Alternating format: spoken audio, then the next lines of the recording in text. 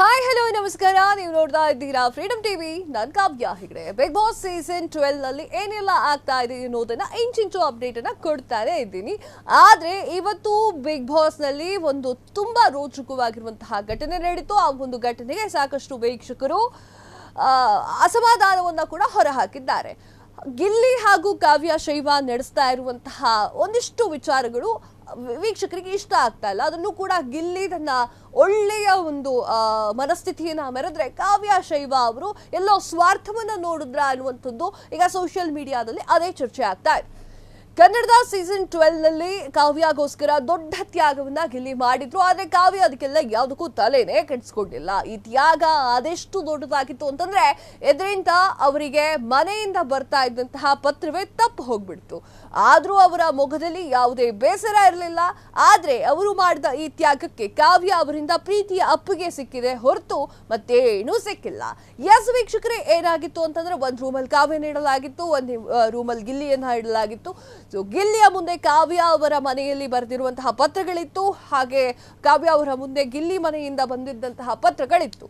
ಈಗ big boss ಕೇಳ್ತಾರೆ, ಈ ಪತ್ರವನ್ನು ತೆಗೆದುಕೊಳ್ತೀರಾ ಅಂತಂದ್ರೆ ನಿಮ್ಗೆ ಇಮ್ಯುನಿಟಿ ಏನು ಸಿಗೋದಿಲ್ಲ ಅಂತ ಹೇಳಿ. ಆದ್ರೆ ಅದಕ್ಕೆ ಕಾವ್ಯ ಶೈವ ಅವರು ನಾನು ಸೇಫ್ ಆಗಬೇಕು ಅಂತ ಹೇಳಿ ಗಿಲ್ಲಿ ಮನೆಯಿಂದ ಬಂದಿರುವಂತಹ ಪತ್ರಗಳನ್ನು ಮುಟ್ಟೋದಿಲ್ಲ. ಆದರೆ ಗಿಲ್ಲಿ ಹಾಗೆ ಮಾಡೋದಿಲ್ಲ, ನನ್ಗೆ ಏನಾದ್ರೂ ಆಗ್ಲಿ ಕಾವ್ಯ ಚೆನ್ನಾಗಿರಬೇಕು ಅಂತ ಹೇಳಿ ಆ ಪತ್ರವನ್ನ ತೆಗೆದುಕೊಂಡು ಬರ್ತಾರೆ. ಆ ತ್ಯಾಗಕ್ಕೆ ಯಾವುದೇ ಅರ್ಥ ಕೂಡ ಇರೋದಿಲ್ಲ. ಅಕಸ್ಮಾತ್ ಇಬ್ರು ಕೂಡ ಆ ಒಂದು ಲೆಟರ್ ಏನಾದ್ರು ತೆಗೆದುಕೊಂಡು ಬಂದ್ಬಿಟ್ಟಿದ್ರೆ ಇಬ್ರಿಗೂ ಕೂಡ ಇಮ್ಯುನಿಟಿ ಅನ್ನೋದು ಸಿಗ್ತಿತ್ತು. ಈ ವಾರ ಮನೆಯಿಂದ ಪತ್ರ ಬರ್ತಾ ಇದೆ. ಇದಕ್ಕೆ ವಿವಿಧ ಚಟುವಟಿಕೆಗಳಿಗೆ ನೀಡಲಾಗ್ತಾ ಇರುವಂತದ್ದು. ಕಾವ್ಯ ಹಾಗೂ ಗಿಲ್ಲಿಯನ್ನ ಪ್ರತ್ಯೇಕ ಕರೆದುಕೊಂಡು ಹೋಗ್ಲಾಯಿತು. ಈ ವೇಳೆ ಗಿಲ್ಲಿಯ ಎದುರು ಕಾವ್ಯ ಲೆಟರ್ ಹಾಗೂ ಕಾವ್ಯ ಎದುರು ಗಿಲ್ಲಿಯನ್ನ ಲೆಟರ್ ಅನ್ನ ಇಡಲಾಗಿತ್ತು. ಯಾರಾದ್ರೂ ಒಬ್ಬರು ಮಾತ್ರ ಲೆಟರ್ಗೆ ಹೊರಗೆ ತರಬಹುದಿತ್ತು. ಒಂದೊಮ್ಮೆ ಹಪ್ಪಿ ತಪ್ಪಿ ಇಬ್ಬರು ಲೆಟರ್ ತಂದ್ರೆ ಇಬ್ಬರು ಕೂಡ ಲೆಟರ್ ಕಳೆದುಕೊಂಡು ನಾಮಿನೇಷನ್ ನಲ್ಲಿ ಮುಂದುವರಿಯಬೇಕಾಗಿತ್ತು. ಗಿಲ್ಲಿ ಲೆಟರ್ ತಂದೇ ತರುತ್ತಾನೆ ಎನ್ನುವಂತಹ ಭರವಸೆಯಲ್ಲಿ ಕಾವ್ಯ ಅವರು ಯಾವುದೇ ಲೆಟರ್ ಅನ್ನ ತೆಗೆದುಕೊಂಡು ಬರುವುದಿಲ್ಲ. ನೋಡಿದ್ರೆ ಅದು ನಿಜವಾಗಿದೆ. ಗಿಲ್ಲಿ ಕಾವ್ಯ ಲೆಟರ್ ತಂದಿದ್ರು. ಈ ಕಾರಣಕ್ಕೆ ಗಿಲ್ಲಿ ನಾಮಿನೇಷನ್ ಆದ್ರೆ ಕಾವ್ಯ ನಾಮಿನೇಟ್ ನಿಂದ ಬಚಾವ್ ಆಗಿದ್ರು. ಒಬ್ಬರ ಅಂಡರ್ ಸ್ಟ್ಯಾಂಡಿಂಗ್ ಹೆಂಗಿರುತ್ತೆ ಅನ್ನೋದು ಸಾಕಷ್ಟು ಜನ ನೋಡಿರುವಂತದ್ದು. ಗಿಲ್ಲಿ ಲೆಟರ್ ತಂದಿದ್ರೆ ಕಾವ್ಯ ಅವರು ಸಂತೋಷ ಪಟ್ಟರು. ಕಾವ್ಯ ಕೂಡ ಗಿಲ್ಲಿ ತ್ಯಾಗವನ್ನ ಕೊಂಡಾಡಿದ್ದಾರೆ. ಅಲ್ಲದೆ ಪ್ರೀತಿಯಿಂದ ಅಪ್ಪಿಗೆ ಕೊಟ್ಟರು.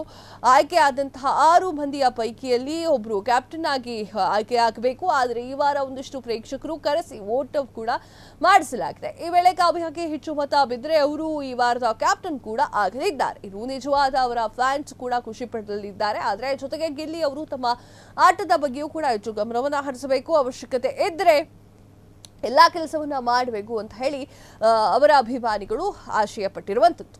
ಜಾಗತಿಕ ಹೊತ್ತಿನ ವಿಶೇಷ ಮತ್ತು ಸುದ್ದಿಗಳಿಗಾಗಿ ನೋಡ್ತಾ ಇರಿ ಫ್ರೀಡಮ್ ಟಿವಿ. ಇದು ಜನಸಾಮಾನ್ಯರ ಶಕ್ತಿ. ಕ್ಷಣ ಕ್ಷಣದ ಸುದ್ದಿಗಳಿಗಾಗಿ ಫ್ರೀಡಮ್ ಟಿವಿ ಸಬ್ಸ್ಕ್ರೈಬ್ ಮಾಡಿ, ಲೈಕ್ ಮಾಡಿ ಹಾಗೂ ಫಾಲೋ ಮಾಡಿ. ಹೊಸ ಸುದ್ದಿಗಳ ನೋಟಿಫಿಕೇಶನ್ಗಾಗಿ ಬೆಲ್ ಐಕಾನ್ ಮೇಲೆ ಕ್ಲಿಕ್ ಮಾಡಿ.